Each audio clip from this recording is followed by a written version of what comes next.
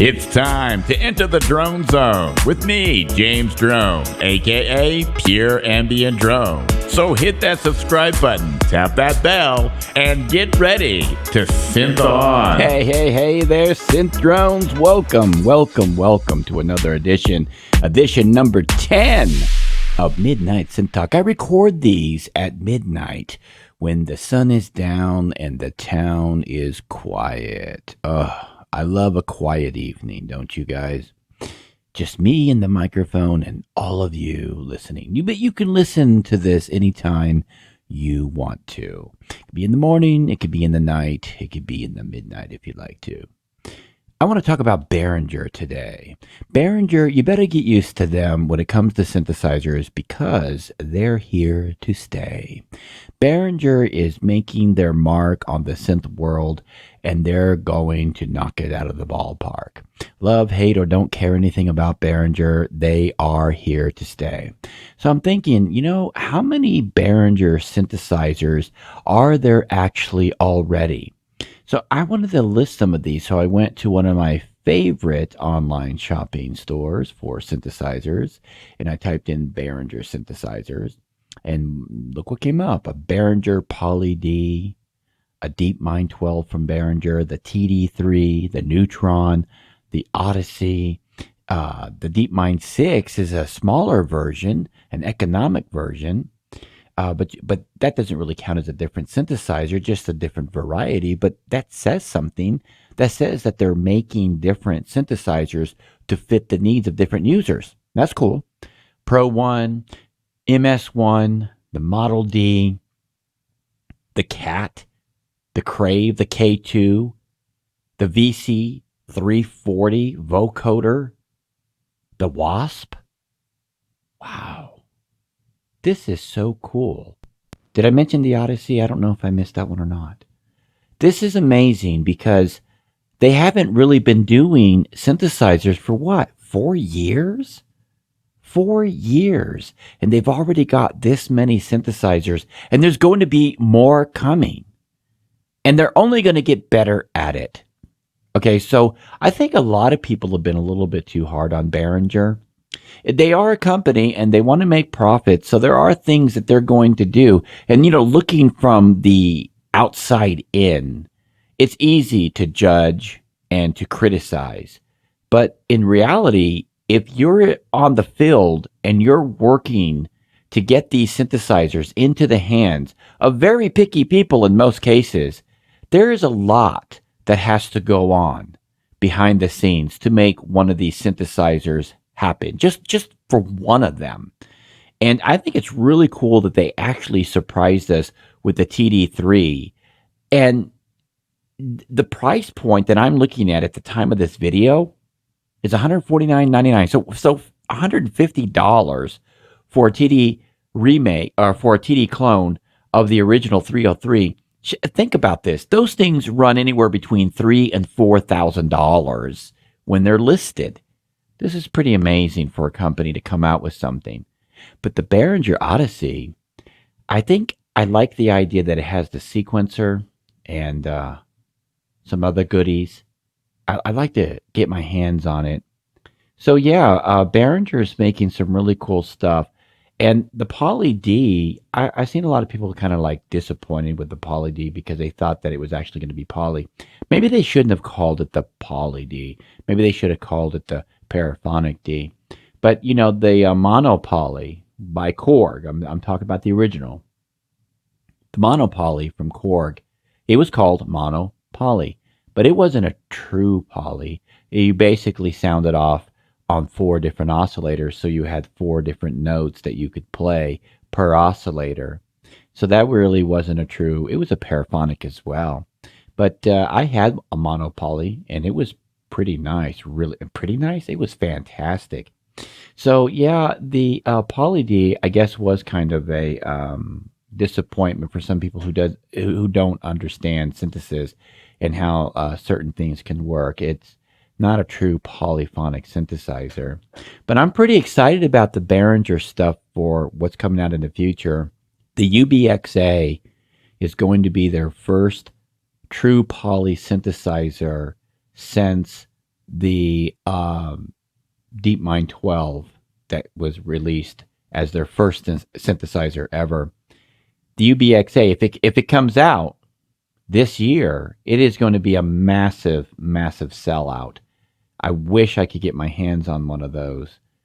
I don't think I'm going to be able to do it though. I think that the UBXA is going to sell out so fast that nobody's going to get a chance to get one of those that really wants one in masses, is what I mean. I mean, there's going to be a large number of people who won't be able to get one. And that's going to be difficult because everyone's going to be making videos on it. But that could also be a good thing because what if I decide that after watching all the videos that I don't like it and I didn't want it after all? I don't know. A UBXA, I don't think that it's going to sound exactly like an OBXA. And I don't think that Behringer synthesizers sound exactly like all the clones that they are made to sound like, okay? But that's not a put down, that's just an observation. And I think they sound close enough and they get the job done. I mean, how perfect do you need a synthesizer to sound like the original if what you already are hearing is good enough and it's good in its own way as well? I don't know. I guess there are some vintage purists out there, and I can be one. Okay. When I had my Juno 106 out of the studio, it was sold. I missed it immensely. And I can't tell you how many people were telling me, oh, you can emulate that on the DeepMind. All you got to do is download this sound set. Yes, the DeepMind does sound very close to a Juno. I will give it great credit for that. It didn't have the soul of a Juno, though. And I've talked about this before, about the soul of a synthesizer. Not to get confused with the horror story I told you about, the haunted synth. If you've seen that episode, you would know what I'm talking about. But the soul of a synthesizer, in my opinion, is near impossible to recapture in the analog world. The digital world, I think it could be easier done. But Behringer isn't doing digital synthesizers at the time of this recording. They're doing analog remakes. And to me, that would be even more difficult because if they were just making their own synthesizer, then people would just accept it and say, wow, Behringer's got a hit or a miss, period. That would be the end of the story. It'd either be good or it'd be bad.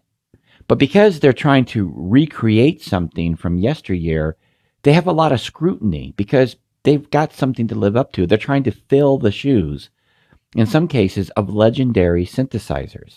We talked the other night about what makes a synth legendary. And some of these, and most of these, and maybe all of these synthesizers that they're cloning, they're well known. People know what they sound like. And when Behringer comes up and they make the claim, hey, we've recreated this, that is a huge claim. That's huge, okay? And it's not going to go by easily to someone who owns one of these vintage synthesizers and they can tell a difference. Now, is it enough of a difference to be a big deal, especially for the price points? These synthesizers that Behringer is throwing out, pumping out, cranking out, however you want to say it, they're really inexpensive. We're looking at $589, and I've seen it cheaper for the Behringer Odyssey, okay? We're looking at $699 for a Poly D.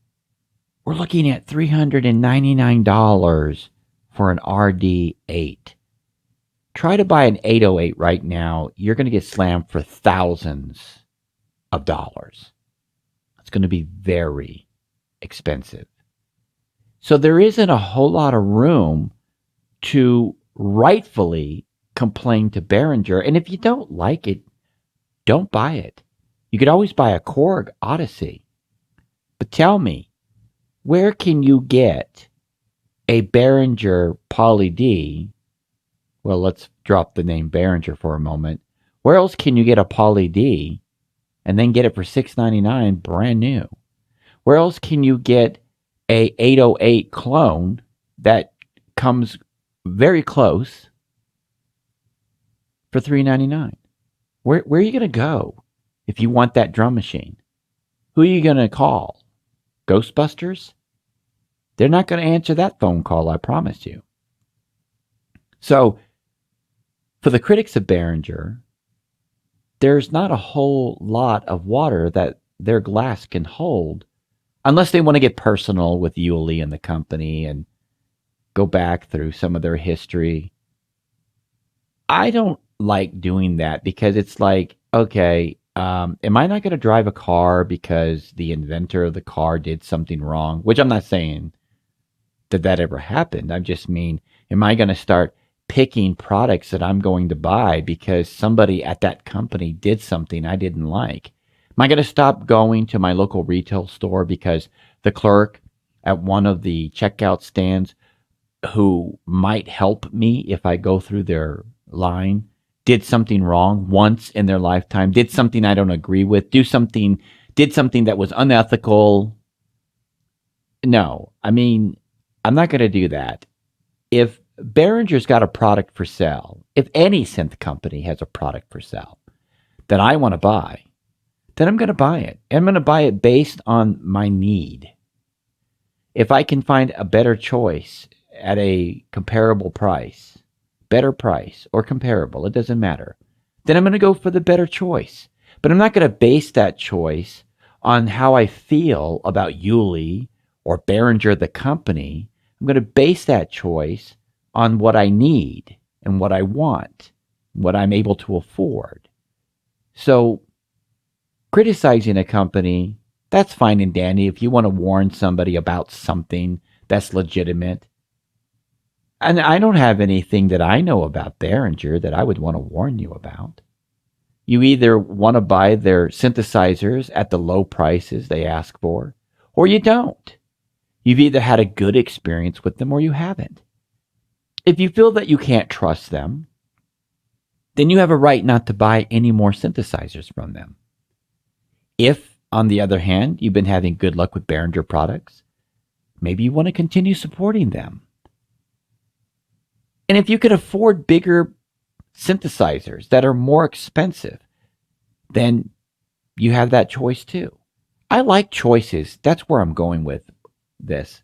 I like choices. You remember when we didn't have choices? Do you remember just 4 or 5 years ago, we didn't have choices like we do today? Oh, sure, we had choices, but we didn't have this many choices. I just named at the beginning of this video a bunch of synthesizers that Behringer has cranked out in about 4 years. It's pretty incredible. And that's choices that we have now that we wouldn't have had and didn't have just about 4 years ago. Because now, instead of buying from all the other synth companies that existed back then, we have one more synth company, at the very least, Behringer, who is making a lot of synthesizers. And then people get mad. They get mad. Why do they get mad? They get mad because Behringer teases a UBXA, and it's been like, 2 years, I think it's been, since they talked about that. And if I was Behringer, I probably wouldn't announce it so early. But then again, the people that complain about the Behringer release dates, they're going to buy anyway. But we do have choices. Behringer, TD3, $150. That's a lot of money to some people. It is. But $3,000 for a 303, that's even more of a lot of money for some people.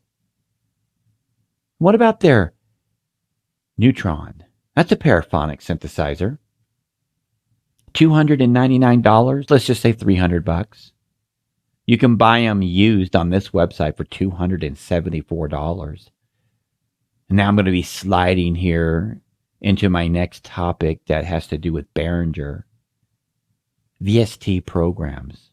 I have tons of them. I have way too many software synthesizers. I get overwhelmed when I think about how many choices of software synthesizers I have. But then I really get overwhelmed when I think about how many of them I have that I can't ever get my money back for. And I spent a lot of money on software synthesizers. A lot of money. Did you know that I've spent money on synthesizers in the software form that cost far more money than a Behringer Neutron or even a Poly D? That is the truth. And I cannot recoup my money from many of these software programs. And where are these programs going to be in 5-10 years? Are they still going to be around? Is my secret code going to still work when I punch in the access keys to activate them? Will I be able to do that? Because I bought software many years ago and it doesn't even work anymore. And it cost me hundreds of dollars. Now I can buy a Behringer. And then somebody would come up and say, you won't have that Behringer in 5 to 10 years. So I look at it this way. I did some yard work. What does yard work have to do with synthesizers? I'm about to tell you. And the local retail store had some shrubs on sale. And I thought, hey, I'm going to buy these. So I ended up spending $280 and change, okay? And I took these home and I had to buy the dirt, dug the holes, paid somebody to help me dig some of these holes because I bought a lot of these. I had this crazy idea to line my fence with them. Boy, that was stupid, by the way. I do stupid things sometimes, folks, but I'm man enough to admit it, whereas some people aren't. And I made these holes, planted these, and realized, how in the heck am I going to get the lawnmower around these things and do all this cutting and weeding? That just added like 2 to 3 hours worth of work trimming my yard now because I didn't think it through. So they all came out a couple of days ago. Pulled them out. I hated to do that because it's a waste of money. I'm trying to find someone that will take them. I put them back in their pots they came with. And I'm trying to find someone to take them for free. The point is, I spent $288 just like that without even blinking, trying to make my yard look pretty. And it's worth it in some ways, but it's just fluff. It's just eye candy. I could have bought a Behringer Neutron. Would have cost me a little more money.